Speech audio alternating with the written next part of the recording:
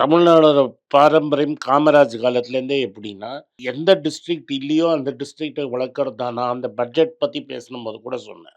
ஒரு ஒரு டிஸ்ட்ரிக்ட்டையும் கான்சன்ட்ரேட் பண்ணியிருக்காங்கன்னு. ம், ம். ஆமா. 2019லேருந்து பிளான் பண்ணி தான் தாய்வான்காரன கூப்ட்டு வந்து, அங்க நான் லெதர் ஃபுட்வேர் ரெடி பண்ணியிருக்காங்க. இப்ப கரூர்ல ஒரு ஃபேக்டரி போடுறாங்க. கள்ளக்குறிச்சியில ஒரு இடத்துல ஃபேக்டரி போடுறாங்க. எந்த ஏரியாலலாம் டெவலப்மெண்ட் இல்லையோ அங்க டார்கெட் பண்றாங்க. ஹோசூர் டூ கிருஷ்ணகிரி ஒரு நாலேட்ஜ் காரிடார் வருது. அப்போ ஹோசூர்ல இண்டஸ்ட்ரி இல்லன்னு சொல்லுவீங்களா? டிவிஎஸ் போன்ற ஃபேக்டரி அங்க தான் இருக்கு. இந்தியா ஃபுல்லா இருக்கிற ஒரே வாட்ச் ஃபேக்டரி இருக்கிறது வந்து டைட்டனோட ஹோசூர் ஃபேக்டரி. இந்தியா ஃபுல்லா ஜுவல்லரி வாங்குற தனிஷ்க்கு அங்கேருந்து தான் வருது. இதெல்லாம் இல்லன்னு சொல்லிடுவீங்களா நீங்க? எனக்கு என்ன புரியலன்னா, நீங்க எப்படி சொல்ல முடியும்? நீங்க வெறும் கோயம்புத்தூரும், வெஸ்டர்ன் தமிழ்நாட்டுலேருந்து தான் இங்க வருது அப்படின்னு எப்படி அவங்க பேசுவாங்க? ஃபேக்ட்டே தப்பு. தரவுகளே ஃபேக்ட்டே தவறு. தப்பு. அது மட்டும் இல்ல கோயம்புத்தூர்ல இருக்கிறவன் மேக்ஸிமம் தேனிக்காரன், ஆண்டிப்பட்டி, உசிலம்பட்டி, மதுரைன்னு கோயம்புத்தூர்ல என்ன சார் எல்லாம் தமிழன் சார். ஆமா. அதான் சொல்றேன். எங்கக்குள்ள எதுக்கு பிரிச்சு பேசுறீங்க? இன்னைக்கு நீங்க சென்னை வாசி தான். ஆ.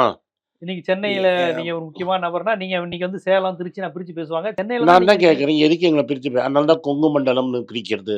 கொங்கு த நாடு. ஆ கொங்கு நாடுன்னு கேக்குறாங்க. கொங்கு நாடுன்னு முருகன் கேட்கறது. கையெழுத்தே போட்டாரு. கொங்கு நாடுன்னு தமிழ்நாடு போடாம கொங்கு நாடுன்னு விட்டாரு. எதுக்கு கையெழுத்து போடுனீங்க? அத தனியா பிரிச்சாங்கங்க பவருக்கு வரலாங்கிற ஒரு அல்பாசை தானே. ஏன் கொங்கு நாடு அவங்களுக்கு ஃபேவரா இருக்கா அப்படி? சேலம், அப்படின்னு அவங்க நினைக்கிறாங்க.